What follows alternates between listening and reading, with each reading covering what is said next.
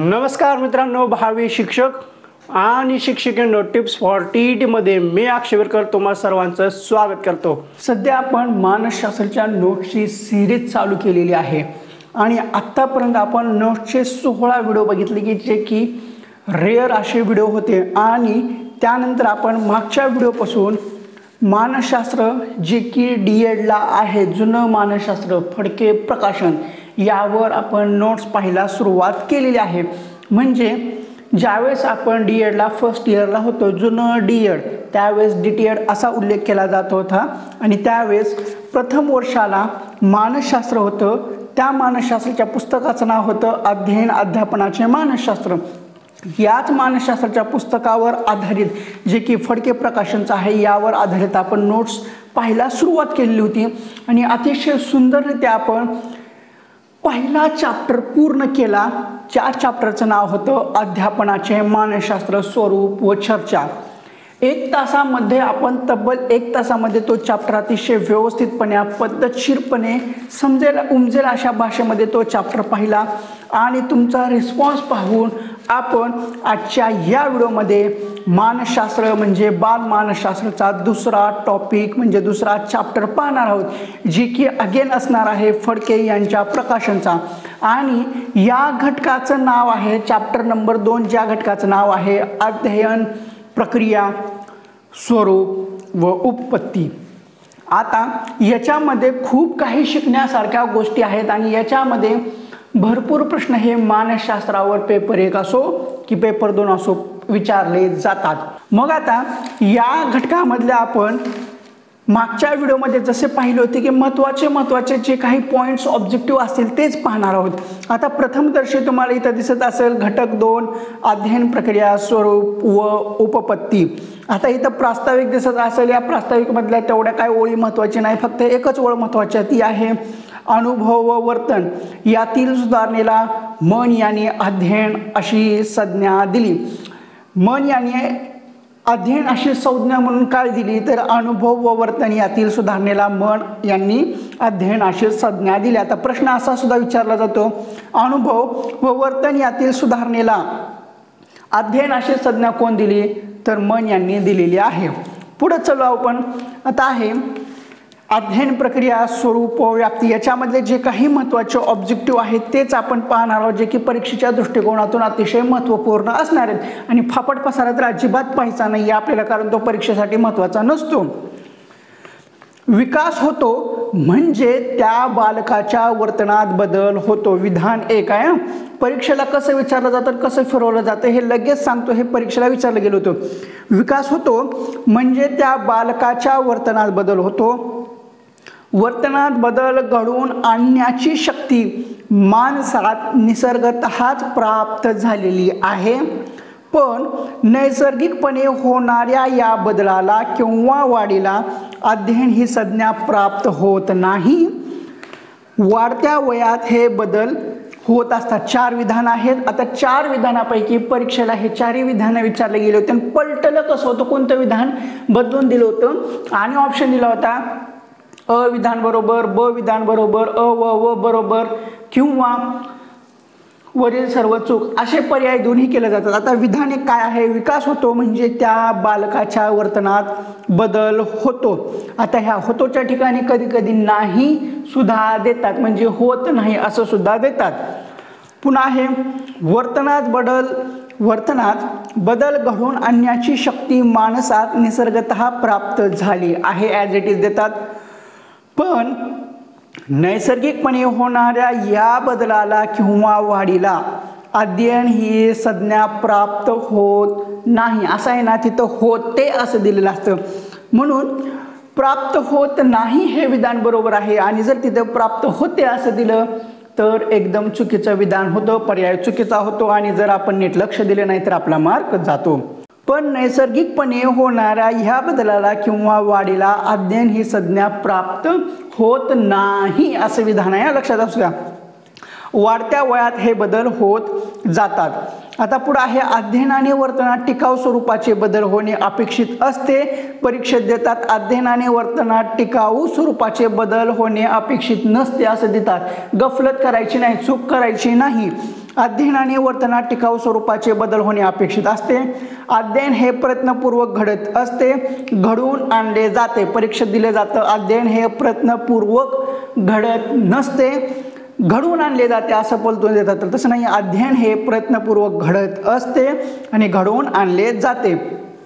विशिष्ट हेतूने प्रेरित होऊन काही क्रियांमार्फत अनुभव कृतींद्वारा आपण आपल्या वर्तनात बदल घडवून आणतो. हेतू साध्य करताना आपण परिस्थितीशी जुळवून घेतो, ज्ञान, अभिवृत्ती तसेच कौशल्य प्राप्त करतो. या प्रक्रियेस अध्ययन प्रक्रिया असे म्हणतात. अध्ययन प्रक्रियेची मग आपण एक व्याख्या पाहिली जी की मन यांची होती. काय होती? अनुभव व वर्तन यांतील सुधारणेला मन यांनी अध्ययन अशी संज्ञा दिली. आता इथं आणखीन अध्ययनाची दुसरी व्याख्या आलेली आहे. विशिष्ट हेतूने प्रेरित होऊन काही क्रियांमार्फत अनुभव कृतींद्वारा आपण आपल्या वर्तनात बदल घडवून आणतो. हेतू साध्य करताना आपण परिस्थितीशी जुळवून घेतो, ज्ञान, अभिवृत्ती तसेच कौशल्य प्राप्त करतो. या प्रक्रियेस अध्ययन म्हणजे लर्निंग प्रोसेस असे म्हणतात. आता अध्ययनाच्या आणखीन काही व्याख्या आहेत त्या पाहू. अध्ययन म्हणजे अशी कृती जी की नव्या परिस्थितीला प्रतिसाद देण्याचे आयोजन करते, अशी गॅरेट यांनी अध्ययनाची व्याख्या सांगितलेली. आपण व्याख्यांचे सेपरेट व्हिडिओ पाहिलेले आहेत, त्याच्यामध्ये अध्ययनाच्या व्याख्या सुद्धा पाहिलेल्या आहेत आणि त्याच्यामध्ये शॉर्ट ट्रिकनुसार व्याख्या कशा लक्षात ठेवायचा त्या ट्रिकनुसारच आपण तो व्हिडिओ टाकलेला होता. त्याच्यामध्ये तुम्ही तो व्हिडिओ पाहिला असेल तर तुम्हाला व्याख्या लगेच लक्षात येऊन जातात. ही परीक्षेला विचारलेली व्याख्या होती.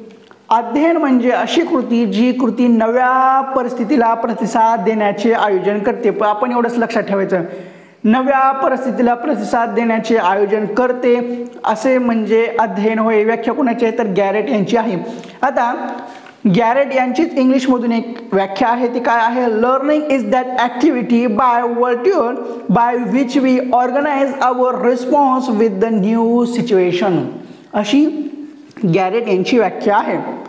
आता अध्ययन म्हणजे परिस्थितीला अनुलक्षून केलेल्या क्रियेमध्ये हेतुपूर्वक व टिकाऊ स्वरूपाचे बदल, अशी सुद्धा अध्ययनाची दुसरी एक व्याख्या आहे.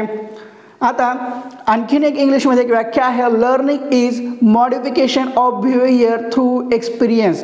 ही व्याख्या अधिक सुटसुटीत होती. आता व्याख्या कशाच्या आहेत त्या परीक्षेत विचारल्या जातात. अनुभवातून संभवणाऱ्या वर्तनातील बदलास अध्ययन असे म्हणतात. काय म्हणतात? अनुभवातून संभवणाऱ्या वर्तनातील बदलास अध्ययन असे म्हणतात. आता इथं शिक्षण आणि अध्ययन यांच्यातील फरक दिलेला आहे. आता शिक्षण आणि अध्ययन याच्यातील नेमका फरक काय आहे तो आपण समजून घेऊ. शिक्षण आणि अध्ययन हे दोन्ही शब्द आपण जवळजवळ एकाच अर्थाने वापरतो, बरोबर आहे. शिक्षण म्हणजे शिकणे आणि अध्ययन म्हणजे सुद्धा शिकणे, असा दोन्हीचा आपण अर्थ गृहीत धरतो आणि हे दोन्ही शब्द जवळजवळ आपण एकाच अर्थाने वापरतो. आता शिक्षण म्हणजे विकास, शिक्षण म्हणजे विकास, शिक्षण म्हणजे सुसंस्कार, शिक्षण म्हणजे अभिवृत्ती. एकंदरीत शिक्षण हा शब्द व्यापक अर्थाने वापरला जातो. हे विधान अतिशय महत्त्वाचं आहे, या विधानाला गांभीर्याने घेतलंच पाहिजे. शिक्षण हा शब्द व्यापक अर्थाने वापरला जातो, अध्ययन हा शब्द मर्यादित अर्थाने वापरला जातो. हे दोनच विधानं परीक्षेला विचारले गेले होते आणि हे दोन विधानं अशी फिरवले होते. शिक्षण हा शब्द व्यापक अर्थाने वापरला जातो, अध्ययन हा शब्द मर्यादित अर्थाने वापरला जात नाही. वरील दोन विधानाची सत्यता पडताळा. विधान अ बरोबर, विधान ब चूक. विधान अ व बरोबर, विधान अ व ब चूक असं दिलं होतं, तर विधान ब हे चूक आहे. किंवा असं सुद्धा देतात, शिक्षण हा शब्द व्यापक अर्थाने वापरला जात नाही, अध्ययन हा शब्द मर्यादित अर्थाने वापरला जातो. कसंही फिरवलं जातं, त्यामुळे विधान नीट लक्षात राहू द्या. आता ज्यावेळेस आपल्या नोट्स येतील ना, त्यावेळेस एकदम सुटसुटीत सिस्टमॅटिक तिथं टिप्सही दिलेला असेल की कोणता प्रश्न कसा विचारला जातो. आता ह्या आपण पुस्तकामधल्या जे महत्त्वाचे नोट्स आहेत तेच पाहत आहोत आणि आपल्या ज्यावेळेस नोट्स येतील त्या ह्याच्यापेक्षा आणखीन अतिशय उत्तम पद्धतीने असतील आणि मी आता जसं तुम्हाला सांगत आहे ना त्याच पद्धतीने आपल्या नोट्ससुद्धा असतील. त्यामुळे जास्त टेन्शन घ्यायची गरज नाही. एकदा नोट्स वाचलं की ओके होऊन जाईल तुमचं मानसशास्त्र. शिक्षण हा शब्द व्यापक अर्थाने वापरला जातो, अध्ययन हा शब्द मर्यादित अर्थाने वापरला जातो, लहान मूल जेव्हा दोन पायावर आधाराशिवाय उभे राहते, उभे राहण्याचे कौशल्य संपादित करते, तेव्हा त्याला आपण अध्ययन म्हणतो, शिक्षण म्हणत नाही. अलग लक्षात. जेव्हा जे लहान मूल आहे ते लहान मूल दोन पायावर आधाराशिवाय राहू शकतो, म्हणजे आधाराशिवाय थांबायला चालू केलं, चालायला चालू केलं, तर हे त्याचं शिक्षण नाहीये. हे त्याचं शिक्षण नाहीये, तर ते त्याला काय म्हणायचं? अध्ययन म्हणायचं, शिक्षण म्हणायचं नाहीये. आता सर्कशीतला हत्ती आहे, त्याला घंटा वाजवतो, अस्वल मोटारीवर चालण्याचे कौशल्य हस्तगत करते, मुलगा पोहण्याचे कौशल्य हस्तगत करतो, ही सारी अध्ययनाची उदाहरणे आहेत. अध्ययन म्हणजे काय आणि शिक्षण म्हणजे काय याच्यात गफलत करायची नाहीये. Education means progressive change in behaviour, अशी गेट्सने शिक्षणाची व्याख्या केली. अतिशय सुंदर अशी गेट्सने इंग्लिशमधून व्याख्या केलेली आहे. काय केलेली आहे? Education means progressive change in your behaviour, अशी कोण व्याख्या केली? तर गेट्सने व्याख्या केली. आता काय म्हणतात ते? शिक्षण म्हणजे विकासशील असा वर्तन बदल, अशी गेट्सचं म्हणणं आहे किंवा अशी त्यांची व्याख्या आहे. मानवी वर्तनातील हा विकास शारीरिक, भावनिक व क्रियात्मक असा असतो. परीक्षेत ऑब्जेक्टिव्ह आलेलं होतं. मानवी वर्तनातील हा विकास शारीरिक, भावनिक व क्रियात्मक असतो. आता ह्या तिन्ही पातळीवर विकास शिक्षणाद्वारे संभवतो. आता महात्मा गांधीजींनी सुद्धा शिक्षणाचा अर्थ लावताना काय म्हणले होते? By education mean all round drawing out of the best in man body, mind and spirit, अशी त्यांनी व्याख्या केलेली आहे. आता चला पुढं. शिक्षण या शब्दाची व्याप्ती अध्ययन या शब्दापेक्षा मोठी आहे, व्यापक आहे. अध्ययन म्हणजे वर्तनातील कायमस्वरूपी घडवून येणारा अपेक्षित बदल होय. परीक्षेत हे विधान आले होते, फिरवले होते. शिक्षण या शब्दाची व्याप्ती अध्ययन या शब्दापेक्षा मोठी आहे, बरोबर आहे. व्यापक आहे, बरोबर आहे. अध्ययन म्हणजे वर्तनातील कायमस्वरूपी घडवून येणारा अपेक्षित बदल होय, हे बरोबर आहे. पण परीक्षेत हितच फिरवतात. इथं काय करतात परीक्षेत? अध्ययन म्हणजे वर्तनातील कायमस्वरूपी घडवून येणारा अपेक्षित बदल नाही, असं देतात. तर नाही, अध्ययन म्हणजे वर्तनातील कायमस्वरूपी घडून येणारा अपेक्षित बदल होय. आता अध्ययन प्रक्रियेत अनुभव घेणे व अनुभवातून वर्तन सुधारणे या गोष्टींना महत्त्व आहे, बरोबर आहे. आता अध्ययन प्रक्रियेची ठळक वैशिष्ट्ये आहेत. हे ठळक वैशिष्ट्य आपण ॲज इट इज पाहू आणि ॲज इट इज पाठ करून ठेवायचे.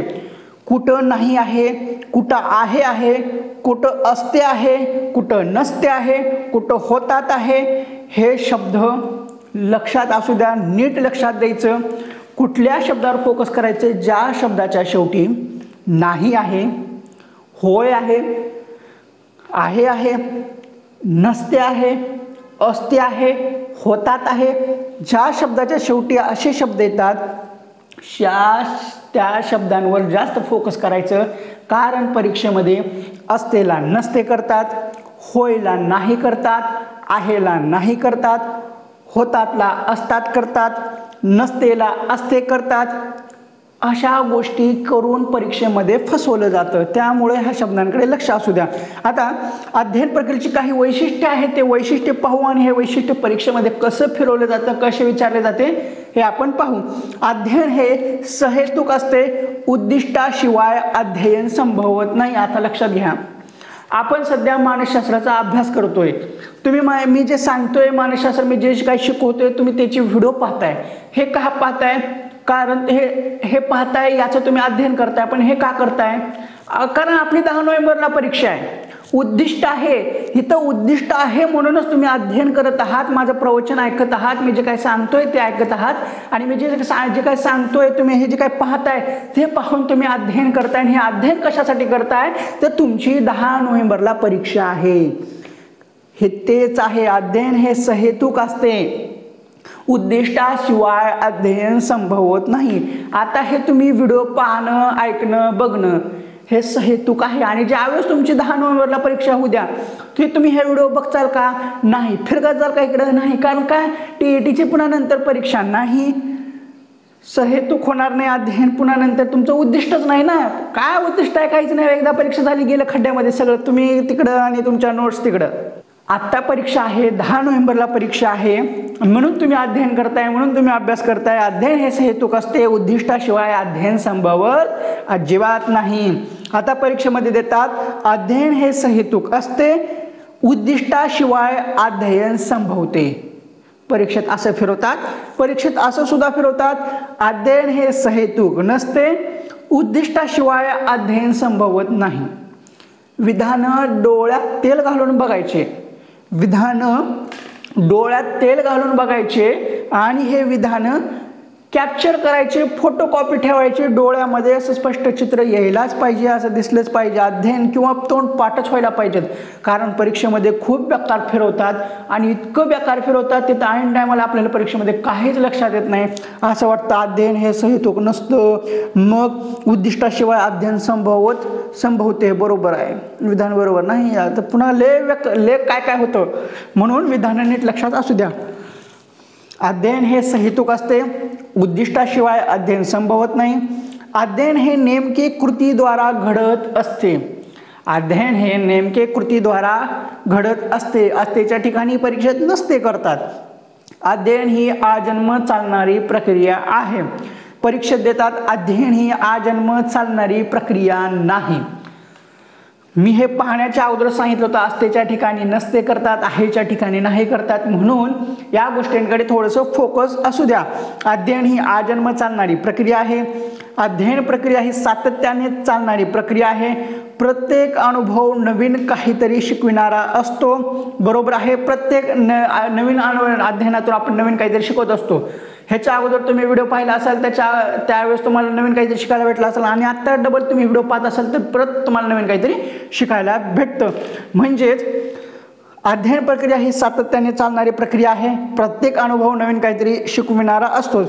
अध्ययनातून टिकाऊ स्वरूपाचे अपेक्षित बदल होतात. आता मागच्या पेपरला काय दिलं होतं, अध्ययनातून टिकाऊ स्वरूपाचे बदल होत नाहीत किंवा बदल होत नसतात असं सुद्धा दिलं होतं. तर हे काय आहे, अध्ययनातून टिकाऊ स्वरूपाचे अपेक्षित बदल होतात. आपल्याला काय वाटतं, आपण अध्ययन करतोय, अध्ययन झालं कालांतराने त्याचं विस्मरण झालं, मग आपल्याला वाटतं अध्ययनातून टिकाऊ स्वरूपाचे बदल अपेक्षित नसतात असं वाटतं. तर नाही, अध्ययनातून टिकाऊ स्वरूपाचे बदल होतात, अपेक्षित बदल होतात आपल्याला नाही वाटतं.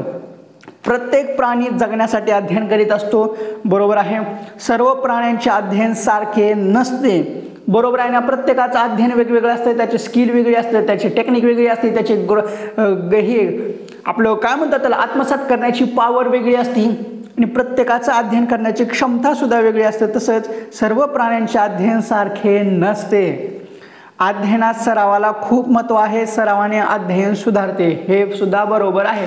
जितका चांगला सराव तितकं चांगलं अध्ययन होत असतं. दीर्घकाळ सराव केला नाही तर त्याचे विस्मरण होते. मगाच मी सांगितलं होतं, अध्ययन ही हळूहळू घडणारी प्रक्रिया आहे. एकदम काही अध्ययन होत नसतं, कारण याच्यामध्ये पठार अवस्था वगैरे होत असते. एकदा का पठार अवस्था आली तर ती रवंत करण्यासारखी अवस्था असते. ते आपण थोडं पाहू, आत्ताच नको त्याचं प्रवचन द्यायला. अध्ययन ही हळूहळू घडणारी प्रक्रिया आहे. दीर्घकाळ सराव नाही केला तर त्याचे विस्मरण होते. अध्ययनामुळे आकलन होते. अध्ययनाने एके ठिकाणी प्राप्त केलेल्या ज्ञानाचा उपयोग दुसऱ्या प्रकारच्या अध्ययनात होऊ शकतो. होऊ शकत नाही असं परीक्षेत देऊ शकतात, तर होऊ शकतो. अध्ययनामुळे नवीन गोष्टींची धारणा होते. अध्ययनामुळे नवीन गोष्टींची धारणा होत नाही असं देतात, तर अध्ययनामुळे नवीन गोष्टींची धारणा होते. आता आपण अध्ययन प्रक्रियेच्या स्वरूपमधले महत्त्वाचं काही ऑब्जेक्टिव्ह आहे ते पाहू. आपल्या वर्तनात घडलेल्या टिकाऊ स्वरूपाच्या सुधारणात्मक अपेक्षित बदल म्हणजे अध्ययन होय. आता इथं आपल्याला पाहिजे अध्ययन प्रक्रियेचे विश्लेषण केले की अध्ययन प्रक्रियेच्या स्वरूपाविषयी आपल्याला विविध गोष्टी स्पष्ट होत असतात. आता ह्याच्यामध्ये आपल्याला काय पाहायचं आहे, अध्ययन कसं होत असतं, तर अध्ययन होण्यासाठी अगोदर उद्दिष्ट लागतं. त्याच्याच पायऱ्या आहेत त्या आपण आता पाहणार आहोत. आता म्हणजे ही अध्ययन प्रक्रिया कशी चालते, त्याच्या पायऱ्या काय आहेत ते पाहू. पहिलं आहे उद्दिष्ट. परीक्षेला विचारलं गेलं होतं, learning is always goal oriented. कोणताही अभ्यास असो, अध्ययन असो, हे नेहमी उद्दिष्ट दिष्टीत असते. तिथं वस्तुनिष्ठ सुद्धा असू देतात, व्यक्तिनिष्ठ सुद्धा देऊ शकतात, किंवा अध्ययन हे नेहमीच उद्दिष्टनिष्ठ नसते असं देतात. तर अध्ययन हे नेहमी उद्दिष्टनिष्ठ असते. आपल्या अध्ययनामागे आपला काहीतरी हेतू असतो किंवा उद्देश असतो.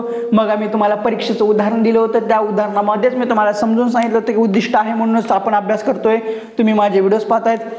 अध्ययन हे उद्दिष्टाशिवाय संभवत नाही.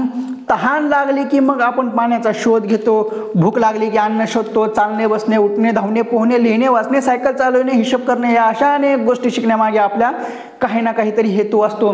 म्हणजेच हेतूशिवाय विनाकारण आपण एखाद्या ठिकाणी गेलो असं घडत नाहीये. आता तुमचं काम असेल तरच तुम्ही गावाला जाणार, काम नाही तर कशाला जाताल? म्हणजे तुमचा काहीतरी हेतू आहे, हेतू आहे म्हणूनच गावाला जाणार, हेतू नसेल तर कशाचा जाणार आहे? नाही ना. तसंच हेतूशिवाय विनाकारण आपण एका ठिकाणी गेलो आहे असं घडत नाही. थोडक्यात अध्ययन ही ध्येयाच्या दिशेने वाटचाल करणारी प्रक्रिया आहे.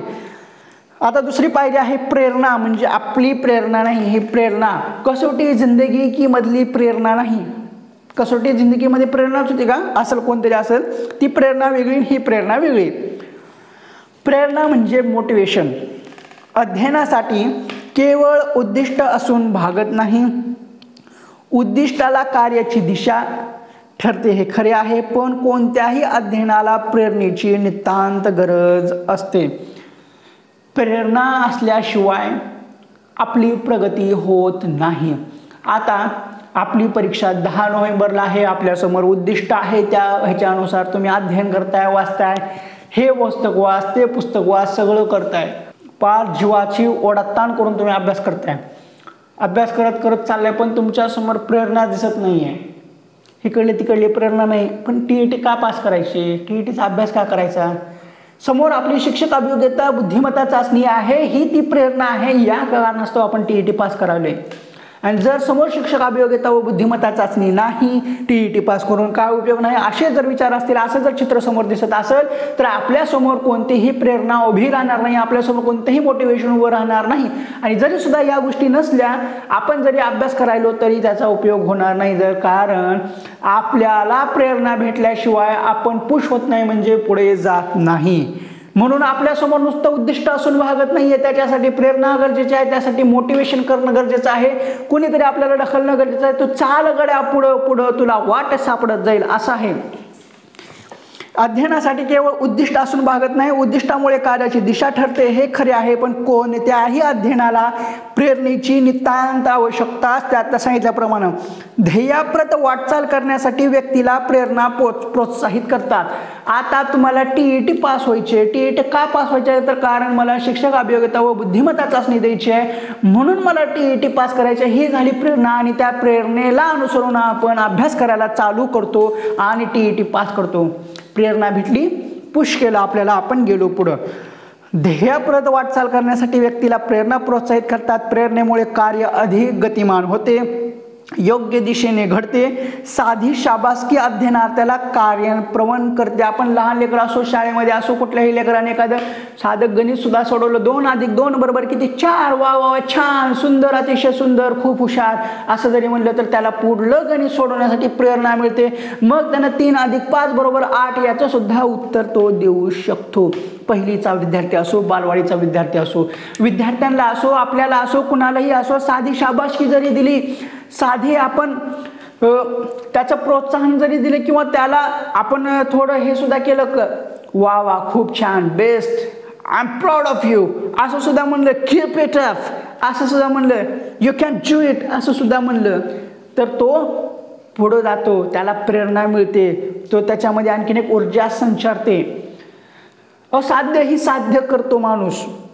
आता असाध्य ही साध्य करतील स्वामी, तसं व्यक्ती असाध्यही साध्य करतो जेव्हा त्याला प्रेरणा मिळते. पण ती प्रेरणा जरी असली, त्याला नुसती शाबासकी जरी दिली, त्याला थोडं पुश जरी केलं, त्याला थोडं मोटिवेशन जरी दिलं, त्याला जरा थोडा धीर सुद्धा दिला, तर तो त्या प्रेरणेनं त्याचं ध्येय काय आहे त्या ध्येयापर्यंत पोहोचू शकतो. म्हणजे ते त्याचं जे कार्य आहे ते प्रवण करतो. यशासारखे दुसरे यशदायी काही नाही असे म्हणतात. यश मिळाले की त्यातून फार मोठी प्रेरणा मिळते. आता एकदा का तुम्ही TET क्रॅक केलात, तुम्हाला यश भेटलं तर तुमच्या मनामध्ये हिंमत निर्माण होते आणि तुम्ही शिक्षक अभियोग्यता व बुद्धिमत्ता चाचणी सुद्धा क्रॅक करू लागाल. काही वेळा आपली इतरांनी स्तुती हे काय तेवढं महत्त्वाचं नाही. आता त्याच्या पुढे जाऊ. शोधन म्हणजे एक्सप्लोरेशन. काय आहे शोधन? या शब्दाचा अर्थ कसून शोध घेणे असा आहे. साध्याची किंवा उद्दिष्टाची अध्ययनाला जाणीव झाली की शोध सुरू होतो. अध्ययनासाठी प्रयत्नांची आवश्यकता असते. आता हे शोधन म्हणजे काय आहे? तुम्हाला TETची परीक्षा द्यायची आहे, अभ्यास करायचा आहे, त्यासाठी लागणारं मटेरियल वगैरे शोध घेतलं, हे सगळं झालं आणि त्या आपलं उद्दिष्ट काय आहे तर TET पास करणं. तर त्यासाठी तुम्ही कार्य करत आहात आणि त्या उद्दिष्टाला अध्ययनात त्याची जाणीव झाली आहे. मग आपण त्याचा शोध घेऊन सुरू केला. TET कशी पास करायची, काय करायचं, त्याचं मटेरियल काय, त्याचा सिलेबस काय आहे, सगळ्याची गोष्टीचे तुम्ही शोध सुरू केला आणि त्यासाठी पुन्हा तुम्ही प्रयत्न करायला चालू केलात. म्हणजे अध्ययनासाठी प्रयत्नांची आवश्यकता असते, हे तेच आहे. तर TET पास होण्यासाठी प्रयत्नांची आवश्यकता, तसं आपल्या प्रयत्नांची सुद्धा आवश्यकता असते. अध्ययनासाठी प्रयत्नांची आवश्यकता असते. अध्ययनार्थीही प्रयत्न करीत असतो.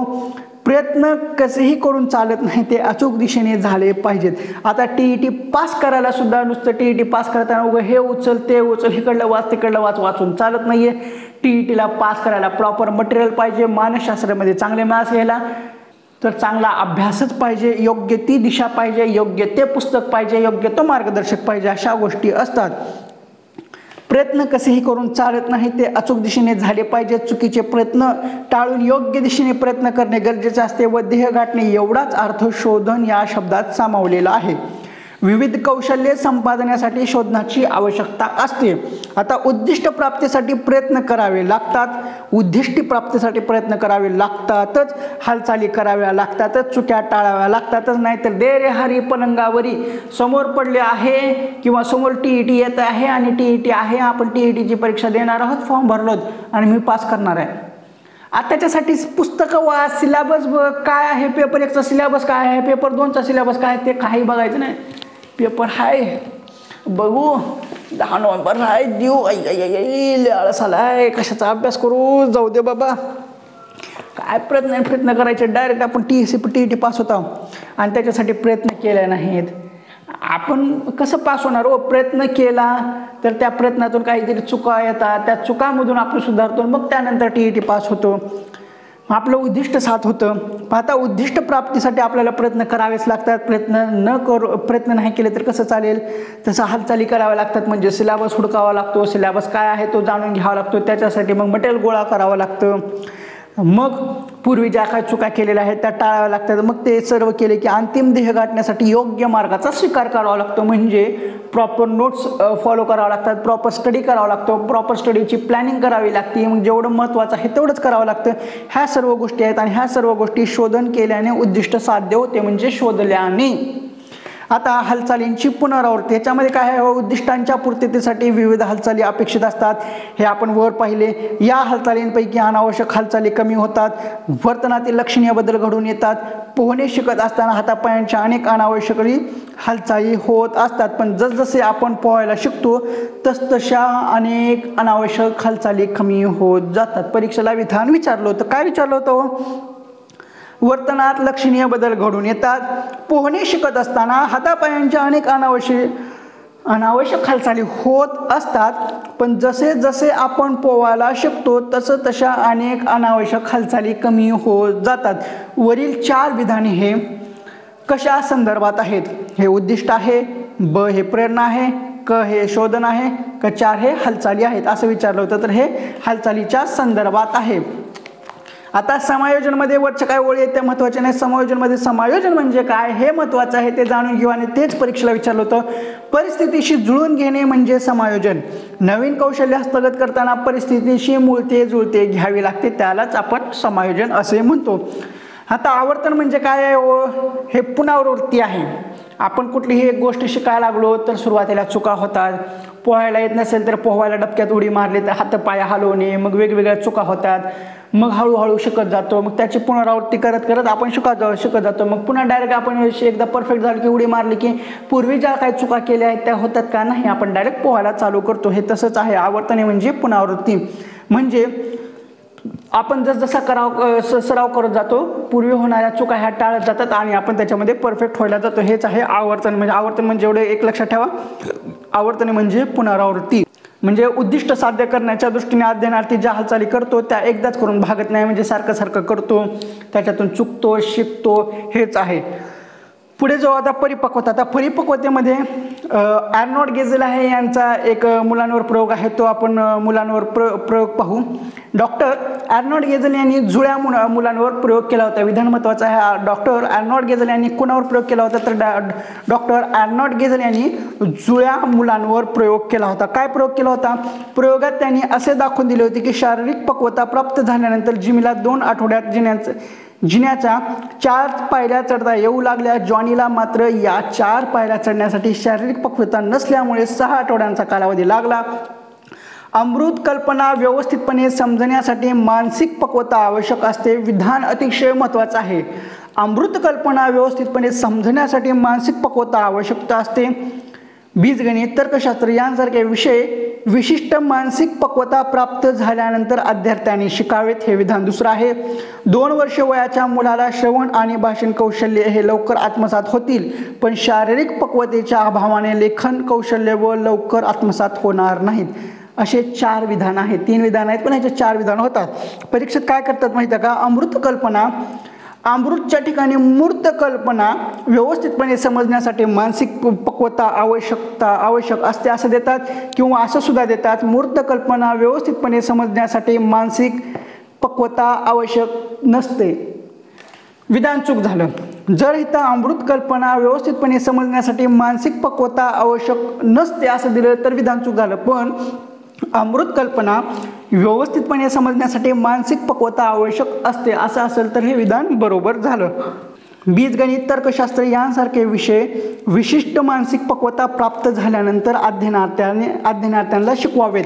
2 वर्ष वयाच्या मुलाला श्रवण आणि भाषण ही कौशल्य लवकर आत्मसात होतील, पण शारीरिक पक्वतेच्या अभावामुळे लेखन कौशल्य लवकर आत्मसात होणार नाहीत. आता आहे मर्मदृष्टी. मर्मदृष्टीमुळे अध्ययन घडते ही आणखीन एक गोष्ट आपण लक्षात ठेवली पाहिजे. मर्मदृष्टीमुळे अनेक समस्या सहजपणे सुटतात. सुरुवातीच्या काळात अध्ययनार्थी प्रयत्नप्रमाण पद्धतीचा वापर करतो. हे जरी खरे असले तरी अनुभव व भौतिक सामर्थ्याच्या बळावर तो मर्मदृष्टीच्या मदतीने समस्येची सहजपणे उकल करतो. आता इथलं एवढं काय महत्त्वाचं नाही, इथं फक्त आहे आता अध्ययन वक्र. आता ह्याच्यामध्ये आपल्याला खूप अतिशय महत्त्वाची माहिती पाहायची आहे, ती पाहू. आता अध्ययन वक्र म्हणजे लर्निंग कर्व म्हणजे काय आहे तो पाहून घेऊ. विशिष्ट कौशल्य संपादन करताना अध्ययनार्थी वेगवेगळे प्रयत्न आणि त्याने केलेली प्रगती यांच्यातील परस्पर संबंध कसा आहे हे आलेखाच्या मदतीने आपणास दाखविता येते. अशा काढलेल्या आलेखास अध्ययन आलेख किंवा अध्ययन वक्र लर्निंग कर्व असे म्हणतात. इथं दिसत असेल हे तुम्ही पाहून घ्या. आता इथं अध्ययन वक्राची काही वैशिष्ट्ये आहेत, त्याचे काही टप्पे आहेत, ते आता आपण पाहणार आहोत. आता याच्यामध्ये 5 टप्पे आहेत. पहिला टप्पा आहे सुरुवातीचा टप्पा. म्हणजे या सुरुवातीचा टप्पा काय असतो, याच्यामध्ये आपण नवीन काहीतरी एखादं कौशल्य आत्मसात करायचं असते. मग या कुठलंही नवीन कौशल्य आत्मसात करताना आपल्याला त्याच्यामध्ये खूप प्रयत्न करावा लागतो. मग त्याच्यामध्ये लवकर काही साध्य होत नाही. आता समजा आपल्याला क्रिकेट खेळायलाच येत नाही, तर नवीन क्रिकेट खेळायला जाताना आपल्याला साधी बॅट पकडायला येत नाही, त्याच्यासाठी मग बॅट पकडायला शिकतो, त्याच्यासाठी पॅड लागतात, मग ग्लोव्ज लागतं, सगळ्या गोष्टी कराव्या लागतात. ह्या आपल्या गोष्टी येत नाहीत. मग नवीन कुठलीही गोष्ट शिकायला गेली ती अवघड पडतं. आता गणित शिकायला गेलं आपल्याला कशाचं गणिताचं काही ढेकळं माहिती नाहीत. मग बेरीज, वजाबाकी, गुणाकार, भागाकार ह्याच्यापासून पदावल्यापर्यंत जाणं, शेकडेवारी, सरासरी अशा गोष्टी शिकत जाणं, ह्या सगळ्या गोष्टी जर आपण सुरुवातीला करायला गेलो तर आपल्याला अवघड जात असतात. म्हणजे सुरुवातीचा टप्पा. याच्यामध्ये आपल्याला सुरुवातीच्या टप्प्यामध्ये आपल्याला अभ्यास करताना कसा असतो, वेग हा अतिशय मंद असतो. कुठलाही अभ्यास असो, कुठलीही कला असो, कुठलेही क्षेत्र असो, कोणतंही कौशल्य असो, ते जर आपण सुरुवातीला आत्मसात करायला गेलो तर त्याच्यामध्ये आपल्याला सुरुवातीला वेग हा अतिशय मंदच असतो. नवीन कौशल्य आत्मसात करीत असताना सुरुवातीच्या टप्प्यात आपला वेग मंद असतो. नवीन परिस्थितीत आकलन, समायोजन, नवीन कृती यात आपली शक्ती, बुद्धी खर्च पडते. त्यातून सुरुवातीस हा वेग कमी असतो. कळालं? आता जलद प्रगतीचा टप्पा आणि किंवा मध्यंतरीचा टप्पा. आता परीक्षेमध्ये काय विचारतात माहिती आहे का, असं विचारतात, नवीन कौशल्य आत्मसात करीत असताना सुरुवातीच्या टप्प्यात आपला वेग मंद असतो. हे विधान पुढीलपैकी कशा संदर्भात आहे? सुरुवातीच्या टप्प्याच्या संदर्भात आहे, जलद प्रगतीच्या टप्प्याच्या संदर्भात आहे, किंवा प्रगती थांबण्याचा काळ किंवा पठारावस्था याच्या संदर्भात आहे, किंवा शारीरिक परिसीमा याच्या संदर्भात आहे, किंवा अंतिम प्रगती याच्या संदर्भात आहे असं दिलं जातं. म्हणून हे टप्पे काय आहेत हे टप्पे नीट समजून घेणं खूप गरजेचं असतं. सुरुवातीचा टप्पा काय आहे? सुरुवातीच्या टप्प्यामध्ये नवीन कौशल्य आत्मसात करीत असताना सुरुवातीच्या टप्प्यात आपला वेग मंद असतो. नवीन परिस्थितीशी आकलन, समायोजन, नवीन कृती यात आपली शक्ती बुद्धी खर्ची पडते, त्यामुळे सुरुवातीचा हा वेग कमी असतो. आता जलद प्रगतीचा टप्पा किंवा मध्यंतरीचा टप्पा काय आहे तो पाहू. सुरुवातीच्या टप्प्यातून मूलभूत गोष्टी शिकल्यानंतर प्रगती जलद गतीने होऊ लागते. सुरुवातीच्या काळात ज्या गोष्टी येत नव्हत्या त्या आता आपल्याला येऊ लागतात.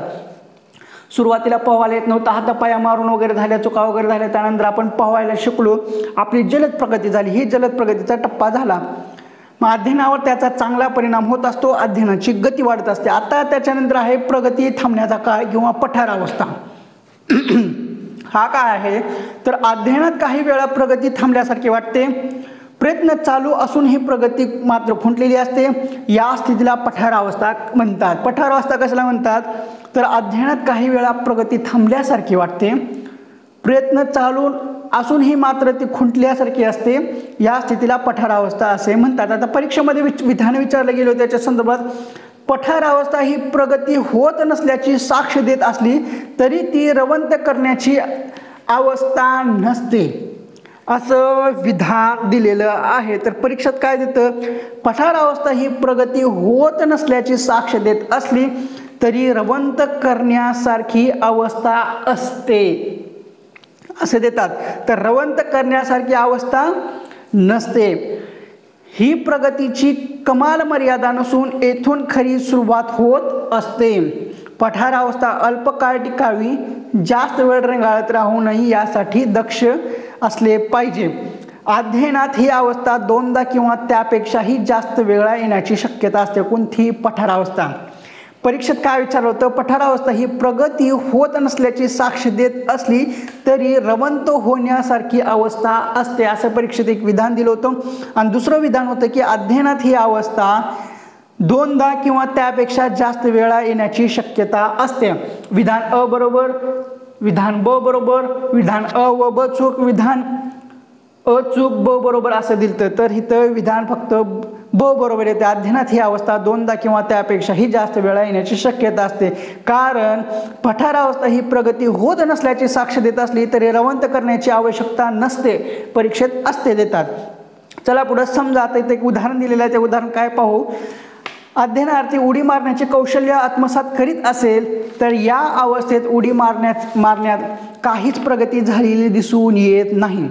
अध्ययनार्थी नाउमेद होण्याची शक्यता असते. हा काळ म्हणजे शिक्षकांच्या कसोटीचा काळ असतो.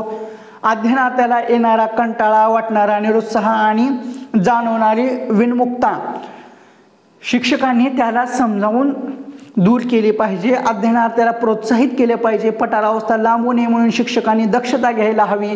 चिकाटीने प्रयत्न चालू ठेवण्यास अध्ययनार्थ्याला प्रवृत्त केले पाहिजे. चुकीच्या व अनावश्यक कृती टाळण्यास सांगावे. नाविन्य निर्माण करावे. त्याचा आत्मविश्वास वाढावा. हा पठारावस्थेचा काळ लवकर संपेल याची जाणीव करून घ्यावी किंवा द्यावी. एकूण अध्ययनार्थ्याला प्रेरणा आणि प्रोत्साहन देऊन पठारावस्थेतून बाहेर पाडण्यास मदत करावी. त्यानंतर आहे अंतिम प्रगतीचा टप्पा. तर अंतिम प्रगतीच्या टप्प्यामध्ये काय असतं? पठारावस्था जी आहे ती ओलांडून अध्ययनार्थी जेव्हा प्रगतीच्या अंतिम टप्प्यात प्रवेश करतो त्याचा प्रगतीचा वेग उत्तम असतो. सुरुवातीला वेग कमी असतो, पुन्हा दुसऱ्या वेळेला एकदम वेग जास्त असतो, तिसऱ्या ह्याला जी की पठारावस्थेला आहे त्यामध्ये वेग मंदावलेला असतो. ते रवंत केल्यासारखं असतं, काही प्रगती झाल्यासारखे दिसत नाही. ते झालं रवंत, ती झाली पठारावस्था किंवा प्रगती थांबल्याचा काळ. मग पुन्हा असतो अंतिम प्रगती. या अंतिम प्रगतीमध्ये आपली प्रगती अतिशय जोरात होते, फास्ट होते. अंतिम टप्प्यामध्ये पोचतो जेव्हा प्रगतीचा वेग हा उत्तम असतो. पठारावस्थेत झालेल्या दृढीकरणाचा अध्ययनार्थ्याला फायदा मिळतो. परीक्षेत एवढीच ओळ देतात, पठारावस्थेत झालेल्या दृढीकरणाचा अध्ययनार्थ्याला फायदा मिळतो. हे विधान कोणत्या टप्प्याशी संदर्भात आहे तर अंतिम प्रगतीच्या टप्पा याच्याशी संदर्भात आहे. मग आता जी काही अंतिम प्रगतीचा टप्पा आहे यालाही काही मर्यादा असतात. आता शारीरिक जी काही परिसीमा आहे ही पाहू. शारीरिक परिसीमा म्हणजे अंतिम प्रगतीच्या टप्प्याचे शेवटचे टोक. यानंतर अध्ययनार्थ्याची अधिक प्रगती दिसणार नाही अशी अवस्था म्हणजे शारीरिक परिसीमा. बहुसंख्य अध्ययनार्थ्याची प्रगती या शारीरिक परिसीमेच्या खालीच रेंगाळत असते. सत्य आहे.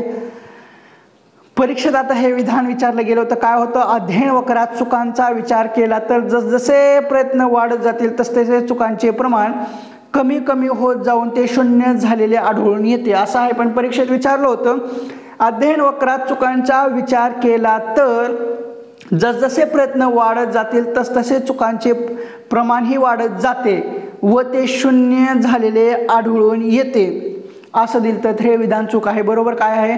अध्ययन वक्रात चुकांचा विचार केला तर जसजसे प्रयत्न वाढत जातील तसतसे चुकांचे प्रमाण कमी कमी होत जाऊन ते शून्य झालेले आढळून येते. आता पठारावस्था निर्माण होण्याचे काही कारणे आहेत ते पाहू आपण. अभिरुची कमी होणे हे पठारावस्था निर्माण होण्याचे कारण आहे. जर तुम्हाला इंटरेस्टच नसेल तर अभिरुची येणार. आता मी हे काय शिकवायलोय, हे जे काय सांगतोय, हे जे काय समजून सांगतोय, हे समजून सांगण्यामध्ये ऐकण्यामध्ये जर तुमचा काही इंटरेस्ट नसेल तर हे तुम्हाला 100 वेळा जर सांगितलं तर समजणारच नाही.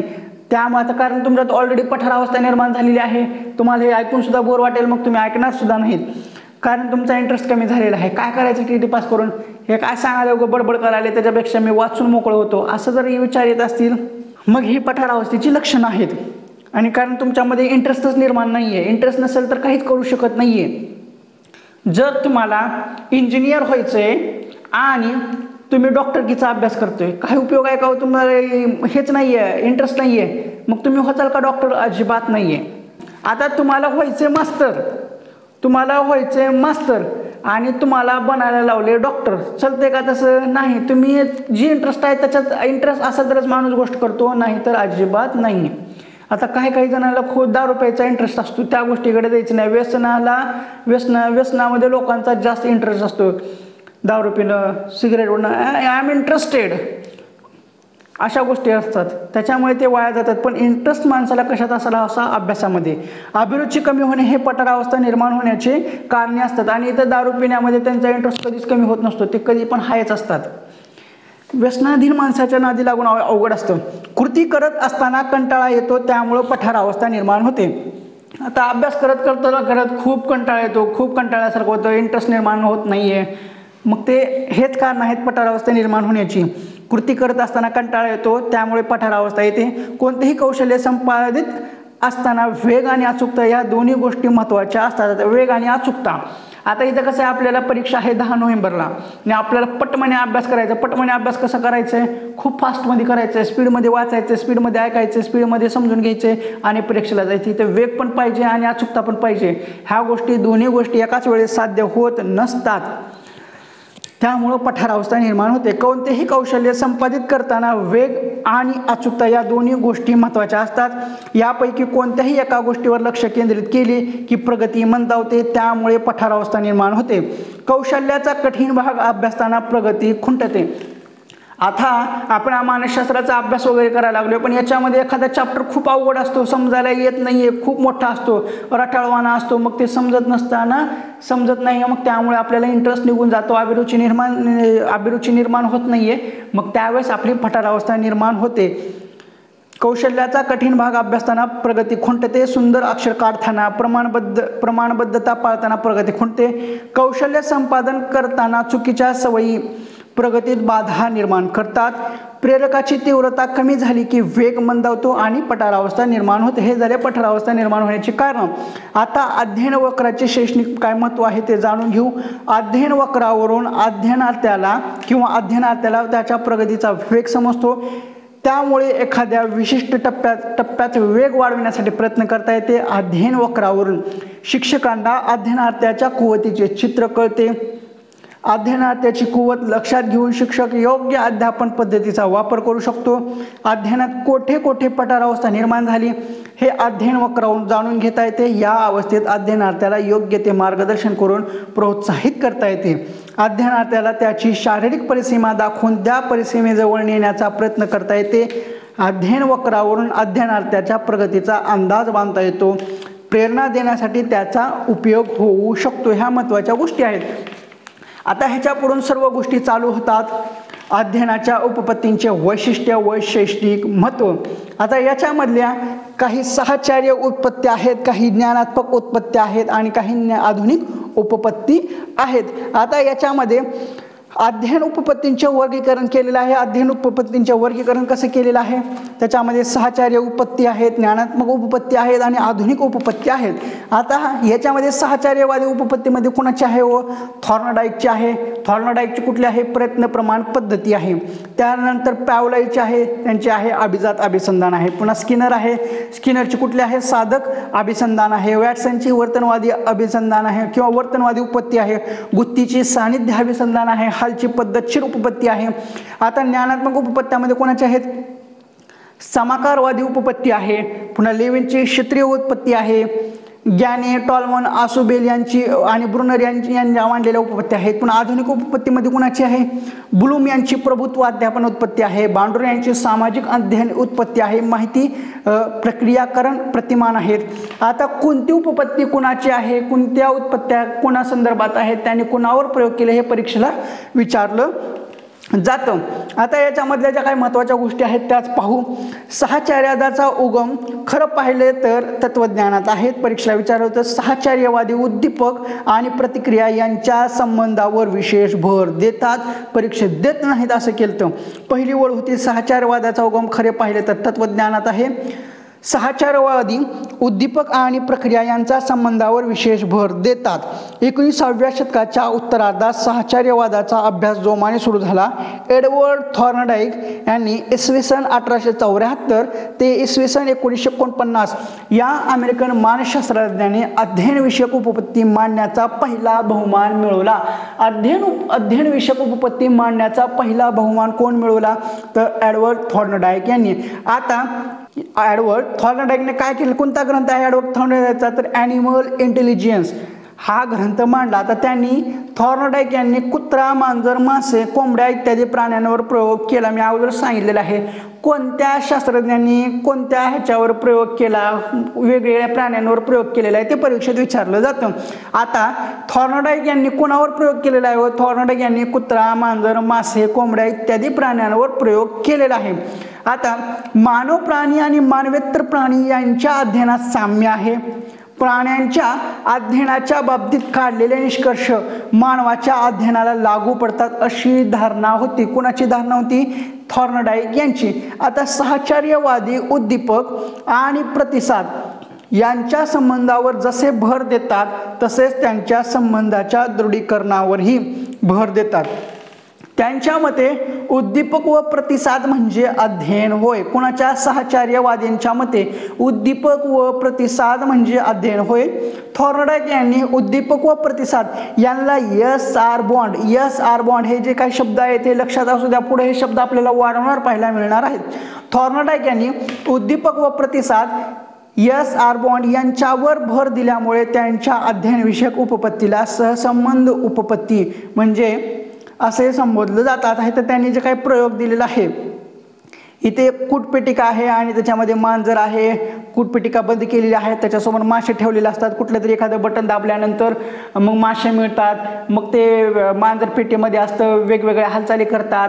मग ते हालचाली करत असताना एक बटन दाबलं जातं किंवा एखादी कुंडी निघाली जाते. मग कुंडी निघाली की मग आपल्याला बाहेर येता येतं, मासे खायला येतात. हे असं त्या प्रयोगामध्ये आहे. मग ह्याच्यामध्ये तो अगोदर वेगवेगळ्या प्रयत्न करतो. प्रयत्न केल्यानंतर मग त्याला लक्षात येतं की अशी गोष्ट केल्यानंतर आपल्याला मासे मिळतात. मग हेच आहे प्रयत्न प्रमाण पद्धतीचा असा प्रयोग. अनेक प्रयत्नातून प्रमादातून अध्ययन घडते. थॉर्नडाईकने या पद्धतीने व्यक्ती शिकतात हे दाखवण्यासाठी एका भुकेल्या मांजरावर प्रयोग केला. जे काही मी आता प्रयोग सांगितला तो इथं स्क्रीनशॉट आहे. तुम्हाला तो प्रयोग वाचून घ्यायचा असेल तर तुम्ही तो वाचून घेऊ शकता. पण याच्यातल्या ज्या काही महत्त्वाचे 4 टप्पे आहेत थॉर्नडाईकचे प्रयत्न प्रमाण पद्धतीचे, हे 4 टप्पे आपण पाहू. उद्दिष्ट किंवा हेतू स्पष्ट असतो. उद्दिष्टाच्या दिशेने शोधात्मक हालचाली होतात. म्हणजे आता मांजराच्या समोरचं उद्दिष्ट होतं मासे घेणं. याच्या संदर्भात त्याने शोध घ्यायला चालू केलं, खटाटोप करायला चालू केलं. त्याच्यासमोर उद्दिष्ट होतं मासे. मग त्या पेटीतून बाहेर पडण्याचा प्रयत्न केला. त्या उद्दिष्टाच्या दिशेने शोधनात्मक त्याने हालचाली केल्या. मग याच्यामध्ये त्याला अचानक यश भेटलं. मग अचानक यश भेटल्यानंतर त्याने पूर्वीच्या ज्या काही चुका होत होत्या त्या टाळायचा प्रयत्न केला. त्यानंतर योग्य त्या दिशेनेच किंवा योग्य त्या ह्याच्यावरच बटन दाबलं किंवा ते कुंडी काढलीत, मग बाहेर यायला लागला. आता त्याच ह्याच्यावर यांच्या पद्धतीच्या आजावर 4 टप्पे आहेत. ते कुठले आहेत? उद्दिष्ट किंवा हेतू स्पष्ट असतो, उद्दिष्टांच्या दिशेने शोधनात्मक हालचाली होतात, योगायोगाने यश मिळते, चुकांचे प्रमाण कमी होऊन हेतू साध्य होतो. या पद्धतीच्या मर्यादा सुद्धा आहेत. कुठल्या आहेत त्या पाहू. प्रगती आधी सावकाश होत असते, वेळ खूप खर्च होत असतो, यश पुष्कळ वेळा योगायोगाने मिळते, अनावश्यक हालचालींमुळे श्रम होतात, आपली शक्ती खर्च होते. आता कुठलीही गोष्ट साध्य करायची म्हटल्यानंतर त्याला वेळच लागतो. आता जर तुम्हाला हे व्हिडिओ बनवायचं शिकायचं असेल, एडिटिंग शिकायची असेल, तर तुम्हाला सुरुवातीला काहीच येणार नाही. साऊंड कसा एडिट करायचो, व्हिडिओ कसा एडिट करायचो, मग ते कॉपी कसं करायचं, कट कसं करायचं, पेस्ट कसं करायचं, कोणत्या ठिकाणी कोणता साऊंड इफेक्ट टाकायचा, अशा वेगवेगळ्या गोष्टी असतात. ह्या करताना आपल्याला अगोदर खूप गोष्टी समजत नसतात. मग ते समजण्याचा प्रयत्न केला जातो. हळूहळू ते शिकल्यानंतर हे होतं, पण त्याच्यासाठी खूप वेळ लागतो, श्रम लागतो. हेच दिलेलं आहे. आणि सुरुवातीला प्रगतीसुद्धा खूप वेळ असते, म्हणजे प्रगतीसुद्धा खूप सावकाश असते. हे आहेत मर्यादा, ते सांगितलेले आहेत. प्रगती अगदी सावकाश होते, वेळ खूप खर्च होतो, पुष्कळ वेळा योगायोगाने यश मिळते, अनावश्यक हालचालींमुळे श्रम होतात, आपली शक्ती खर्च होते, संपादित कौशल्य दुसऱ्या परिस्थितीत संक्रमित होईल याची खात्री देता येत नाही. हे विधान महत्त्वाचं आहे. आता थॉर्नडाईक यांचा अध्ययनविषयक काहीतरी नियम आहे. तो अध्ययनविषयक नियम काय आहे तो समजून घेऊ आपण. थॉर्नडाईक यांनी आपल्या प्रयोगाच्या आधारे अध्ययनविषयक नियम सांगितला. आता हा नियम काय आहे? तो सज्जतेचा किंवा तयारीचा काय आहे तर कोणतेही नवीन कौशल्य हस्तगत करण्यासाठी शारीरिक व मानसिक तयारीची आवश्यकता असते. तयारी असताना केलेली कृती सुखवाहक असते. या तयारीला शारीरिक व मानसिक स्वास्थ्य, शिक्षणाची उत्कृष्ट इच्छा व बौद्धिक पातळी यांचा समावेश असतो. आता तुमची तयारीच नसेल, शिक्षक पात्रता परीक्षा पास करायच्या, तुमची तयारीच नसेल तर काय होतं का? नाही, तुमचं मन लागत नाही, काही नाही, तुम्ही त्याच्यानं प्रयत्नच करत नाही. तेच आहे सज्जतेचा किंवा तयारीचा नियम. कोणतेही कौशल्य हस्तगत करण्यासाठी शारीरिक व मानसिक मनाची तयारी आवश्यक असते. तयारी असताना केलेली कृती सुखावक ठरते. या तयारीला शारीरिक व मानसिक स्वास्थ्य, शिकण्याची उत्कट इच्छा व बौद्धिक पातळी यांचा समावेश असतो. त्यानंतर आहे पुनरावृत्तीचा नियम, लॉ ऑफ एक्सरसाइज. काय आहे? एखाद्या गोष्टीचा सराव जेवढा अधिक करावा तितकी ती गोष्ट दृढ होते. सरावामुळे व वारंवार केलेल्या उजळणीमुळे ते विशिष्ट कौशल्य चांगले आत्मसात होते. अध्ययनार्थी पाढे म्हणतात, स्पेलिंग पाठ करतात, कविता गातात, राष्ट्रगीत आत्मसात करतात किंवा राष्ट्रगीत म्हणतात, प्रार्थना करतात. या सर्व गोष्टी वारंवार केल्यामुळे पुनरावृत्तीमुळे चांगल्या ध्यानात राहतात. परिस्थिती व प्रतिक्रिया यांच्यातील संबंध पक्के होतात. ते पुनरावृत्तीमुळेच. अध्ययन केलेल्या कृतीत सरावाने सफाई येते. प्रॅक्टिस मेक्स मॅन परफेक्ट असा हा पुनरावृत्तीचा नियम आहे. आता परिणामाचा नियम काय आहे? परिस्थिती आणि प्रतिक्रिया यांच्यातील संबंध जेव्हा सुख देणारा असतो तेव्हा दोन्हींतील संबंध दृढ होतात. परिस्थिती आणि प्रतिक्रिया यांच्यातील संबंध दुःख देणारे असतील तर संबंध क्षीण होत जातात, असा सांगणारा हा परिणामाचा नियम आहे. आता एडवर्ड थॉर्नडाईक यांचं काही शैक्षणिक महत्त्व आहे ते काय पाहू, जे की अध्ययनविषयक नियम सांगितलेला आहे. याचं शैक्षणिक महत्त्व काय आहे तर एडवर्ड थॉर्नडाईक यांनी मांडलेल्या अध्ययन उपपत्तीच्या वर्ग अध्यापनाच्या दृष्टीने खूप महत्त्व आहे. ज्याप्रमाणे मांजर मासा मिळवण्यासाठी धडपड करते, भूक ही त्याची प्रेरणा असते, त्याचप्रमाणे अध्ययनासाठी गरज ही प्रेरणा असली पाहिजे. हेतुरहित किंवा प्रेरणाशून्य अध्ययन अस्तित्वात येऊ शकत नाही. अध्ययन करीत असताना अध्ययनार्थ्याची पूर्वीच्या चुका टाळून प्रयत्न केल्यास त्यांचे अध्ययन चांगले होते. हे झालं एडवर्ड थॉर्नडाईक यांचं. आता साहचर्य उपपत्ती जी आहे ती. याच्यानंतर आता आपण पाहणार आहोत प्यावलाव यांची अभिजात अभिसंधान उपपत्ती. पुन्हा त्यानंतर आहे साधक अभिसंधान. मग पुन्हा त्यानंतर आहे ज्ञानात्मक अध्ययन उपपत्ती. त्यानंतर आहे लेवेंची ज्ञानात्मक क्षेत्रीय उपपत्ती. पुन्हा आसुबल यांची अध्ययन अनुदेश उत्पत्ती. पुन्हा जयराम ब्रुनर यांची अध्ययनविषयक ज्ञानात्मक उपपत्ती आहे. प्रभुत्व प्रभा संपादन आहे डॉक्टर बेंजामिन बुल. पुन्हा अल्बर्ट बांदुरा यांची सामाजिक निरीक्षणात्मक उपपत्ती आहे, जे की 2021ला याच्यावर प्रश्न पडला होता. ह्या सर्व ज्या काही उपपत्त्या आहेत त्या आपण पुढल्या व्हिडिओमध्ये पाहू, कारण उपपत्त्या पाहायला सुद्धा आपल्याला बराच वेळ जाणार आहे आणि हा चॅप्टर एका तासामध्ये काही ते पूर्ण होऊ शकत नाही. आपण पहिला चॅप्टर खूप प्रयत्न करून पूर्ण केला होता, पण हा जो काही दुसरा चॅप्टर आहे तो एका तासामध्ये पूर्ण करणं अशक्यच आहे आणि जर एका तासामध्ये संपवला तर तो समजणार सुद्धा नाहीये. अध्ययन प्रक्रिया स्वरूप उपपत्ती. आता अध्ययन प्रक्रियेचं स्वरूप आपल्याला समजलेलं आहे. त्याच्यातली एक उपपत्ती पाहिलेली आहे. कुठली उपपत्ती पाहिली आपण? एडवर्ड थॉर्नडाईक यांची.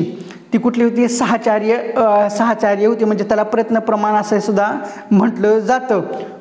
चुकत शिकणे ती पाहिलेली आहे. आता पुढल्या व्हिडिओमध्ये राहिलेल्या आपण बाकीच्या उपपत्त्या पाहू. आता या व्हिडिओमध्ये मी जास्त एक्सप्लेन करून जास्त सांगितलं नाही, बऱ्यापैकी सांगितलेलं आहे, पण जास्त फापड पसारा सुद्धा सांगितलेला नाही. जेवढं महत्त्वाचं आहे तेवढं सांगितलेलं आहे. आता पुन्हा ज्या काही उपपत्त्या आहेत त्या ह्याच्यामध्ये आपण जास्त एक्सप्लेन वगैरे करून सांगू, वेगवेगळे जास्त उदाहरणं देऊ. तर ठीक आहे, आजच्या या व्हिडिओमध्ये इथंच थांबवू. तुम्हाला हा व्हिडिओ कसा वाटला तो सांगा.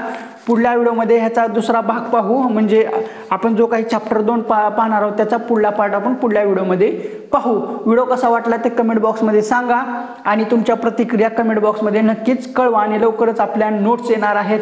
नोट्स आल्यानंतर तुम्ही ते नोट्स घ्या. मग ते नोट्स घेतले की डायरेक्ट एकदा जरी रीड केल्या, एकदा जरी वाचल्या तर होऊन जाईल. कारण आता तर हे तर आपण असं सिरीज चालू केलेली आहे.